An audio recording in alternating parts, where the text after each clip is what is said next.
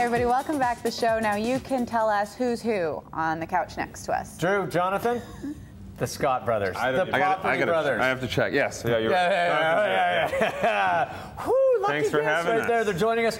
These guys are nominated for a couple of Leos. They're presenting at the Leos. What do you got there, We're boys? talking We about brought you, pancakes. this is actually the celebrity presenter gift bag. Yes. I brought one, snagged one for you guys to take. Yeah, I didn't know this was for us. This has a really expensive hairdryer in it. does. I'll fight you for Actually, it. Fiona, what we were told is we're supposed to give it away to the viewers. No, we're but not. No, it's going to be minus the hairdryer. She watches the show after you tape it. So what'd you she's a bring for viewer. us? Awkward. Boston Pizza water glasses. Congratulations. How did you know? Boys, congratulations on the nomination. Thanks. Well earned, first of all. Yes. And you guys are in production second season, right? Yeah, we actually, yesterday was the first reveal of episode 1 for season 2. Nice. It's going to look nice. Tell the folks at home about Property Brothers. Yeah. Property Brothers, it is W Network's latest real estate renovation design show, and it's on HGTV in America. And we basically find people their dream home, but we find them a real fixer-upper, and then Jonathan turns it into their dream home. Well, Jonathan, how tough is it to go through this process with people when they are purchasing a home that doesn't look like the ones in the designer magazines? Well, the ones we're looking at right now, yeah, these are all, the amazing thing is we've already done a full season and people still don't believe I can do this. I'm not lying to people. Like, this is actually what I do. There's 13 episodes to watch. Go buy the box. Here's my set resume. And then come back. So no, it's great. And so our first reveal yesterday, we got waterworks, and it was awesome. The family didn't think we could do it. They were really in dismay because the place was disastrous. Yeah. It actually had no walls, no floors. You could see through to the basement. Like, the place was a shell. It was really gross. And so the final product, I love that we you could do have that just to put people. walls on it and they were happy. Can I blow a little more smoke? Because the other thing that you guys do, which is amazing, first of all, in these shows, and second of all, in the industry, is you're really good with the budgeting. Like, I mean, you guys kind of nail it, John. Oh, sorry, John. I'm a number guy. Drew, are you the number guy? Or because I always think of the contractor, right? Because Okay. contractors He does, but love to spend Let's do more that, money. because I'm there during the whole process, and that's a good contractor is not just there to give you the final product, but he's also there to make sure that you aren't financially crippled at the end of it. So yeah, my job's to stay on budget.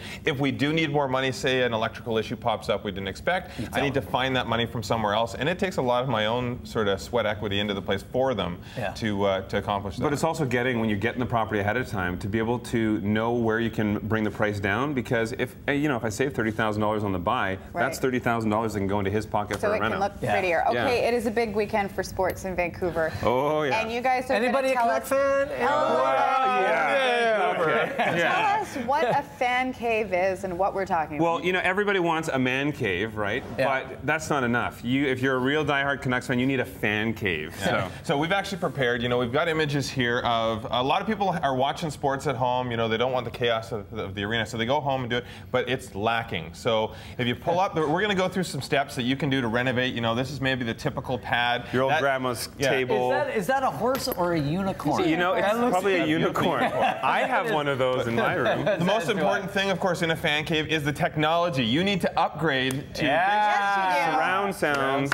all of that. Step one. Problem is, though, it doesn't match the old decor, your grandparents' furniture in the basement. So you that need to couch is strip it out. incredible. No, I was by the looking way. at the rattan table. Yeah, get rid of that step. You need to update the furniture a little, remove the artwork. That's what I'm talking about. Now you're ready for a game. centerpiece. Wow. Yeah, and now Very you nice. got your surround, but now you got the table, you got the surround, you got to have some eats, you have to have some beverages. You gotta So I snack. think it's important to get your own hot dog machine, and you have to have your beer on tap. I like the fact that it looks like a game of beer pong is about to break out. Yeah, you should. Yeah, you should have your beer pong table, and you should have some ping pong or whatever else you want in the that's cave. all just for Michael. Like, honestly, A hot dog machine. I would do that. I love it. It's handy. Dangerous though, because you have all those drinks and everything, and then you might miss some of the game. You got to run to the bathroom. So you know what? Why not No, you're slap not. in there a little? You're not. I'm not a fan of the urinals on the wall. Jonathan may like that, so I would say get rid of those. Maybe put up some paraphernalia. Get some, I'm Canucks with you jerseys on up that on one. the wall. But you can't pee on paraphernalia. Well, No, it says run you. outside. Most important thing though, guys would agree with me. What is the most important thing? You need to have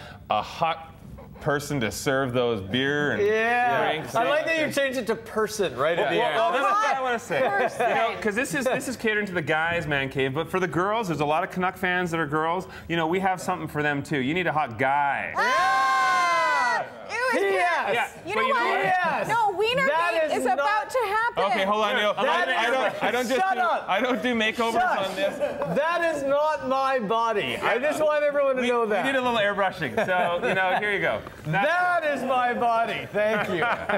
Yeah, you know what? When I grabbed that You know photo what? with If the hairy that's chest, delivering my pizza, I don't want the sausage. Yeah. There might be a little hair in your pizza. Let's just say that's served after all those drinks are finished. I knew the disclaimer would come when we threw the hairy chest on your face there. So yeah, That not was his body. horrendous. This is the fun thing though with the show. We get a lot of requests nowadays. People want rooms like a fan cave, a man cave, or they want a movie room or something like that. So this is where I have fun because I love designing these kind of rooms. How surprised are people by what they can actually get? I mean, that's the shocker when you watch the show with you guys is, first of all, when you buy the actual house, usually it's not a stunner.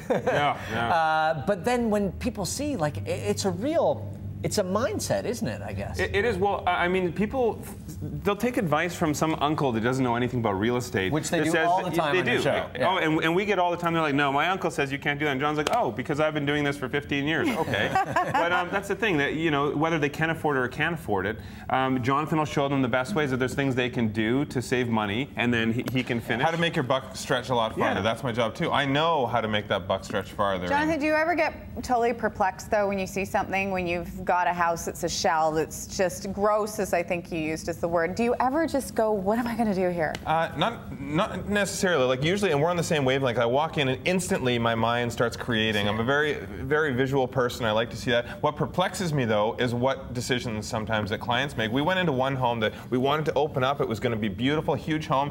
And they said, no, we want it closed off. You couldn't even pass each other in the hallway. It was so narrow. And that's how they wanted it. In one of the episodes, John and I were actually trying to walk through the hall. Whiskers by any chance?